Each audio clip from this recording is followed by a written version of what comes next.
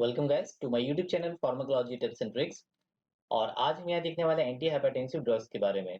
इसके पहले भी मेरे दो वीडियोस जो है एंटी हाइपरटेंसिव ड्रग्स के ऊपर ऑलरेडी है, जिसमें कि वीडियो के मतलब जो टॉपिक है उसका जो क्लासिफिकेशन उसके ट्रिक्स के बारे में मैंने वहाँ पे बातें की है और ब्लड प्रेशर के बारे में बात की थी।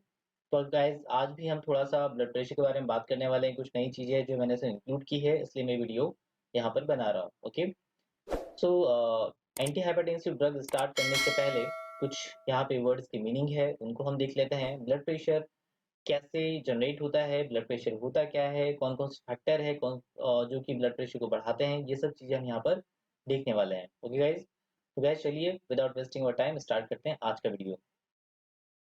सो गाइज, हमारा टर्म है anti hypertensive drugs, right. Anti hypertensive, anti का मतलब होता है अपोजिट एंड हाइपरटेंसिव का मतलब होता है कि किसी चीज का इंक्रीज होना। क्या इंक्रीज हो रहा है यहाँ पे? टेंशन इंक्रीज हो रहा है। टेंशन का मतलब impact on the blood vessels, उसकी जो वॉल है उसमें टेंशन प्रोड्यूस हो रहा है। ठीक है, तो इट मीन्स कि हम कुछ ऐसी ड्रग्स ले रहे हैं, कुछ ऐसे एजेंट ले रहे हैं जो कि ब्लड वेसल्स की वॉल में जो टेंशन क्रिएट हो रहा है, जिसको कि हम नाम देते हैं ब्लड प्रेशर, ठीक है, उसको कम करती हो, तो उसको हम कहते हैं एंटी हाइपरटेंशन ड्रग्स या एंटी हाइपरटेंसिव ड्रग्स हम कहते हैं। ओके, तो यहाँ डेफिनेशन भी लिखी हुई है मैंने कि agent that oppose the increase impact of the blood on the blood vessels. ठीक है, सिंपल सा। अब हम बात करेंगे ब्लड प्रेशर की, जो नॉर्मली कहा जाता है या हमारी बोलचाल की भाषा में बार बार आता है कि blood pressure and blood pressure कम हो गया, ज्यादा हो गया। ओके, तो एग्जैक्टली ब्लड प्रेशर की डेफिनेशन हम क्या देने वाले हैं? तो ब्लड का प्रेशर है ना, इसके नाम से ही क्लियर है, ब्लड का प्रेशर। तो एक चीज तो है कि इसमें आपको बिल्कुल रटने की जरूरत नहीं पड़ेगी, और फार्माकोलॉजी में बहुत सारी चीजें ऐसी हैं कि यदि आप उसके नाम की तरफ देखोगे तो अपने आप उसका मीनिंग आपको समझ में आएगा, राइट। तो ब्लड प्रेशर, ब्लड आपको पता है, प्रेशर भी आपको पता है, एक तरह का फोर्स होता है, बट ये अप्लाई किस पर होता है? क्योंकि ब्लड कहाँ फ्लो होता है? ब्लड वेसल्स के अंदर। तो डेफिनेटली ब्लड के द्वारा ब्लड वेसल्स की वॉल पे जो प्रेशर लगाया जाता है, जो इम्पैक्ट क्रिएट किया जाता है ड्यूरिंग द फ्लो, उसको हम कहते हैं blood pressure, right. Hope so कि आपको समझ आया हो। इसके बाद में हम बात करेंगे factors that regulate the blood pressure. अब यहाँ पे factors that regulate the blood pressure, और भी कई सारे फैक्टर हैं, बट यहाँ पे मैंने इंक्लूड किया है कि कुछ ऑर्गन्स हैं जो कि ब्लड प्रेशर को बढ़ाने या कम करने में इसकी हेल्प करते हैं, ठीक है, या उसको बढ़ाएंगे या कम करेंगे। तो बेसिकली मैंने इसको तीन पार्ट में ही डिवाइड किया है: हार्ट, ब्लड वेसल्स, ठीक है, और इसके अलावा किडनी भी आप ले सकते हो, जिसमें कि ब्लड का वॉल्यूम मैनेज किया जाता है। ठीक है, तो पहले हम बात करेंगे हार्ट के ऊपर। यदि कोरोनरी आर्टरी ब्लॉकेज है, ओके, तो कई सारी डिफॉर्मिटीज जो है हार्ट के अंदर होती है, हार्ट रेट बढ़ जाता है, कार्डियक आउटपुट बढ़ जाता है, ठीक है, या फिर और ज्यादा प्रॉब्लम होती है हार्ट के अंदर, तो हार्ट की जो मसल्स है वो काम करना धीरे धीरे बंद कर देती है, हार्ट रेट कम होने लगता है, ठीक है, या फिर कार्डियक आउटपुट कम होने लगता है। तो इसका मतलब है कि जो हार्ट है, क्योंकि पंपिंग सेंटर तो यही है, यहीं से ब्लड जो है बाहर की तरफ एओर्टा में पंप होने वाला है, तो यदि इसमें कुछ भी चेंजेस होता है तो ब्लड प्रेशर में भी चेंज होगा, इसलिए हमने इसको एक फैक्टर मान के रखे हैं। इसके बाद में दूसरा है ब्लड वेसल्स। ब्लड वेसल्स ये कार्डियोवास्कुलर सिस्टम का पार्ट है। तो ब्लड वेसल्स जो होती है इसमें ब्लड फ्लो होगा। अब ब्लड जो है, यदि सपोज करिए कि ब्लड वेसल्स किसी तरह का रेजिस्टेंस डेवलप हो गया, तो डेफिनेटली ब्लड प्रेशर बढ़ने वाला है, राइट। या यदि ब्लड वेसल कॉन्स्ट्रिक्ट होगी तो भी ब्लड प्रेशर बढ़ने वाला है, इसलिए हमने इसको एक यहाँ पे फैक्टर लिया है। तीसरा है ब्लड वॉल्यूम। अब ब्लड का वॉल्यूम, राइट, मतलब हम बात करेंगे कि ब्लड के अंदर जो है ये वाटर होगा, क्योंकि वाटर का मैक्सिमम कंटेंट होता है ब्लड के अंदर। अब वाटर को कौन रेगुलेट करता है? दैट इज डेफिनेटली किडनी करती है। तो इनडायरेक्टली हम कह सकते हैं कि किडनी भी इसमें पार्टिसिपेट करती है, राइट, क्योंकि यही सोडियम है, वाटर है, इनका रिटेंशन कराती है या इसको बाहर एक्सपेल आउट कराती है। तो दोनों ही काम किडनी यहाँ पर करती है, बढ़ा भी सकती है और कम भी कर सकती है। इसलिए कोई भी फैक्टर या कोई भी मेडिसिन जो कि इन तीनों पे अफेक्ट करता होगा वो ब्लड प्रेशर को भी अफेक्ट करेगा। ओके, आगे चलते हैं। सबसे कॉमन टेबल में भी आपने पहले भी इसको देखा होगा, stages of the blood pressure. Stage of the blood pressure में दो तरह के ब्लड प्रेशर होते हैं, एक होता है सिस्टोलिक, दूसरा होता है डायस्टोलिक। तो हमारे जो नॉर्मल ब्लड प्रेशर होता है जिसको हम मेजर करते हैं, that is 120 by 80 mm of Hg, right, जिसमें कि 120 जो है वो आपका है सिस्टोलिक, मतलब ड्यूरिंग द कॉन्ट्रैक्शन, और 80 होता है diastolic, that is during the diastole. Okay, so हम बात करते हैं यहाँ नॉर्मल की। तो यदि blood pressure up to the 120 systolic वाला और डायस्टोलिक होता है अप टू द 80, तो ये नॉर्मल होता है। यदि 120 से 129 तक होता है तो उसको हम एलिवेटेड कहते हैं। ओके, या इधर डायस्टोलिक 80 से ज़्यादा हो या लगभग बराबर हो। थर्ड कैटेगरी आती है स्टेज 1। तो स्टेज 1 हाइपरटेंशन, ठीक है। स्टेज 1 हाइपरटेंशन में कितना होना चाहिए? 130 से 140 होना चाहिए। बट आप आज का जो लाइफस्टाइल है काफ़ी ज़्यादा चेंज हो चुका है, तो हम नॉर्मली 130 अबव मान के चलते हैं, ठीक है। तो डायस्टोलिक यहाँ पे 80 टू 90 होता है, तो यहाँ तक भी हम थोड़ा नॉर्मली मानते हैं। बट स्टेज सेकंड में जो कि 140 से अबव हो जाता है और लॉन्ग टाइम के लिए कॉन्स्टेंटली बना रहता है, तो वह यहाँ पर ही क्रिटिकल कंडीशन होती है, ठीक है। डायस्टोलिक में होता है मोर देन 90 और हाइपरटेंसिव क्राइसिस का मतलब होता है मोर देन 180 और डायस्टोलिक होता है more than 120 mm of Hg। Okay, तो यही कुछ जो कि हमारे बुक्स के अकॉर्डिंग गिवन है वही मैंने आपको यहाँ पे बताया है। बाकी लाइफस्टाइल के अकॉर्डिंग आज का जो नॉर्मल ब्लड प्रेशर है डेफिनेटली हर पर्सन में मतलब मैक्सिमम पर्सन 120 से अबव ही होता है। ओके, या या हम इसको मान सकते हैं कि ये 120 टू 130 होता है। फिर हम बात करेंगे कि हाई ब्लड प्रेशर के कौन कौन से सिम्टम्स होते हैं। ओके, तो कुछ लोगों में सिम्टम्स होते हैं, कुछ लोगों में नहीं भी होते हैं। बट जो बेसिकली सिम्टम है हेडेक का होना, ब्रेथ का शॉर्ट होना और नोज से ब्लीडिंग का होना, इसको हम मान के चलते हैं। कौन कौन से रिस्क फैक्टर है जो कि ब्लड प्रेशर को बढ़ा सकते हैं, ठीक है। इसमें हम बात करेंगे, सबसे पहले आता है एज। कई बार क्वेश्चंस में भी पूछा गया है कि कौन कौन से रिस्क फैक्टर होते हैं जो बीपी को इंक्रीज कर सकते हैं, तो हमको यही यहाँ पर पढ़ना है। फर्स्ट है एज। एज में यदि हम बात करें तो लाइक इनिशियल जो एज होती है उसमें ब्लड प्रेशर बढ़ता ज़रूर है, बट ये कम भी होता है, मतलब नॉर्मलाइज हो जाता है। बट यदि एज बढ़ने के साथ साथ लाइक 64 या अबव की यदि हम बात करें तो BP due two of the several conditions BP में भी इंक्रीज। सेकेंड है रेशेस। रेशेस की यदि हम बात करें तो लाइक अफ्रीकन रीजन के जो पीपल हैं इनका बीपी हमेशा ही हाई होता है और अदर सीरियस प्रॉब्लम भी होती है। Family history. फैमिली हिस्ट्री, यदि फैमिली में इस तरह का किसी को प्रॉब्लम है तो भी ये हो सकता है। ओवरवेट हो गए हैं या ओबेस हो गए हैं, ज़्यादा मोटे लोग जो होते हैं, जो ज़्यादा ओवरवेट होते हैं, ठीक है। यहाँ पर ब्लड सप्लाई की ज़्यादा ज़रूरत होती है। ब्लड सप्लाई ज़्यादा होगा तो डेफिनेटली ऑक्सीजन की भी ज़रूरत होगी। और यदि थोड़ा भी ये वर्कआउट कर लेते हैं उस कंडीशन में यहाँ पर ब्लड की सप्लाई धीमी हो जाती है, ऑक्सीजन नहीं मिलती है, इस वजह से यहाँ पर भी प्रॉब्लम हो सकती है। नेक्स्ट है फिजिकली इनएक्टिव। बहुत से लोग हैं जो कि बिल्कुल एक्सरसाइज नहीं करते हैं या वर्क नहीं करते, उनमें भी बीपी इंक्रीज हो सकता है। टोबैको। टोबैको ये केमिकल है, आजकल तो काफ़ी सारा टोबैको जो है सिगरेट है, ओके, तो ये कई सारी चीज़ें यूज़ की जाती हैं। तो टोबैको में जो केमिकल होता है ये ब्लड वेसल्स की लाइनिंग को डैमेज करता है, ओके। इस वजह से टोबैको के कारण भी ब्लड प्रेशर जो है वो इंक्रीज होता है। नेक्स्ट है 7 point more salt intake.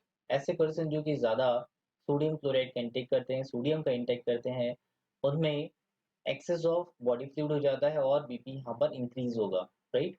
Alcohol. Alcohol भी बीपी को या ब्लड प्रेशर को बढ़ाने में पॉजिटिव एजेंट है। इसके अलावा हाई स्ट्रेस। स्ट्रेस अपने आप में ही एक फैक्टर है, यदि स्ट्रेस ज़्यादा होगा तो बीपी भी इंक्रीज होगा, ओके। तो गाइस ये तो हो गए कुछ रिस्क फैक्टर जिसकी वजह से बीपी जो है या ब्लड प्रेशर इंक्रीज हो सकता है। अब हम यहाँ पे कुछ कॉमन बातें करने वाले हैं जिसमें कि हम पढ़ेंगे renin angiotensin aldosterone system, right, जो कि बीपी को रेगुलेट करता है। रेनिन एंजियोटेंसिन सिस्टम जो है ये इसलिए भी इंपॉर्टेंट है क्योंकि आगे जो आप ड्रग पढ़ने वाले हो, ड्रग का क्लासिफिकेशन पढ़ने वाले हो, बहुत सारी ड्रग यहाँ पर इसी मैकेनिज्म को फॉलो भी करने वाली है। मीन्स यदि आपने इसको अच्छे से याद कर लिया तो डेफिनेटली आपको पता होगा, कुछ कैटेगरी आपको पता होगी कि कहाँ मुझे ड्रग देनी है, ठीक है। तो सबसे पहले हम बात करते हैं, बॉडी के अंदर मैक्सिमम होता है वाटर, राइट। ब्लड के अंदर भी वाटर होता है। तो यदि ब्लड के अंदर से सोडियम का लॉस हो जाए जिसको हम कहते हैं सॉल्ट का लॉस होना, यहाँ पे राइट साइड में आप देख पा रहे हो यहाँ सोडियम का लॉस हो गया है, या फिर ब्लड वॉल्यूम यहाँ कम हो गया है, ओके, जिसकी वजह से बीपी यहाँ कम होगा, ओके। और कभी कभी रीनल इस्कीमिया भी हो जाता है। इस्कीमिया का मतलब होता है ब्लड की कमी होना, ओके, इस पर्टिकुलर रीजन में। यदि ये सब कुछ हुआ तो बॉडी का खुद का अपना मैकेनिज्म है जिसको हम होम्योस्टेट कहते हैं।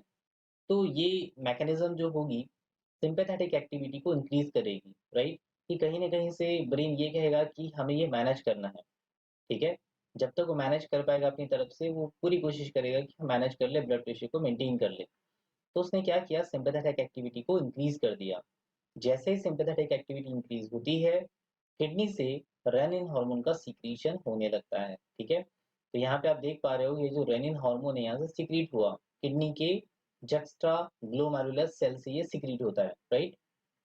कई बार ऑब्जेक्टिव क्वेश्चंस में क्वेश्चन आ चुका है कि रेनिन जो है वो कौन सी सेल सीक्रेट करती है किडनी के अंदर, राइट। तो अब रेनिन जो है ये काम क्या करेगा, लिवर के अंदर जो एंजियोटेंसिनोजन होता है, ओके, जो कि एक तरह का प्रोटीन है, इस एंजियोटेंसिनोजन को ये कन्वर्ट करता है एंजियोटेंसिन 1 के अंदर।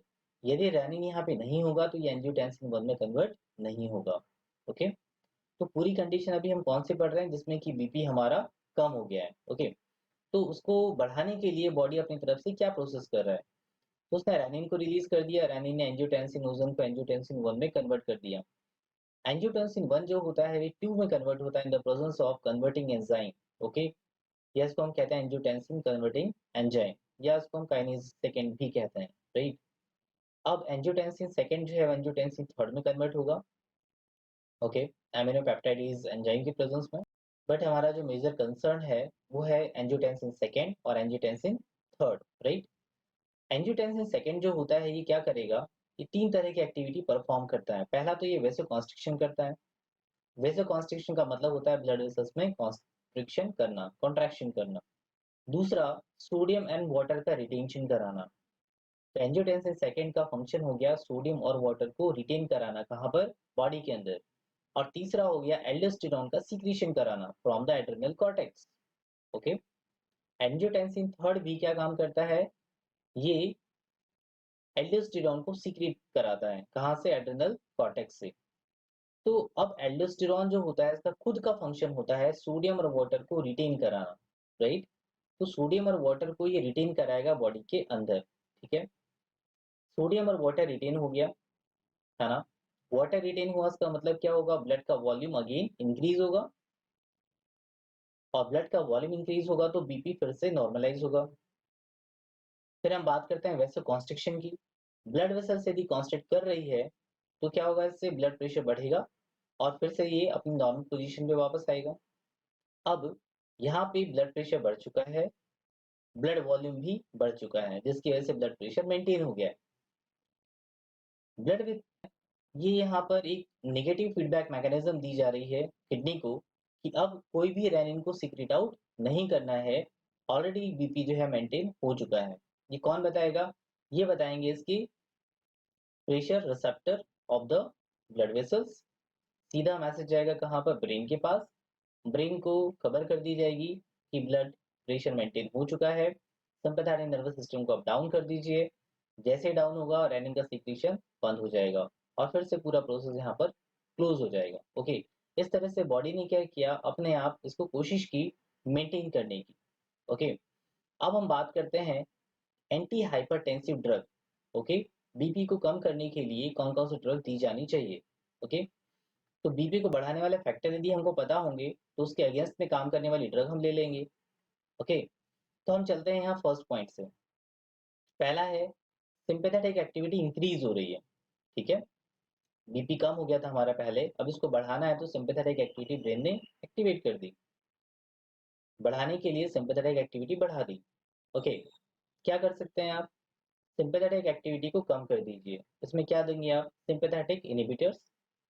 ओके, तो पहला नाम हो गया सिंपैथेटिक इनहिबिटर्स का। आगे चलते हैं, आगे क्या हुआ, रेनिन का सीक्रेशन हुआ। एक काम करते हैं, रेनिन के सीक्रेशन को बंद कर देते हैं। तो क्या करना पड़ेगा, रेनिन इनहिबिटर देना पड़ेगा, रेनिन को अपना काम नहीं करने देना है। और यदि रेनिन अपना काम नहीं करेगा तो आगे का पूरा प्रोसेस बंद हो जाएगा। तो यहाँ पर हम दे सकते हैं रेनिन इनहिबिटर। मान लीजिए ये भी प्रोसेस हो गई, तब आगे एंजियोटेंसिन 1 बन जाएगा। एक काम करते हैं, एंजियोटेंसिन 1 को ही ब्लॉक कर देते हैं। तो हमने यहाँ क्या दे दिया, 81 एंटागोनिस्ट, मींस एंजियोटेंसिन 1 को काम नहीं करने देना है, राइट।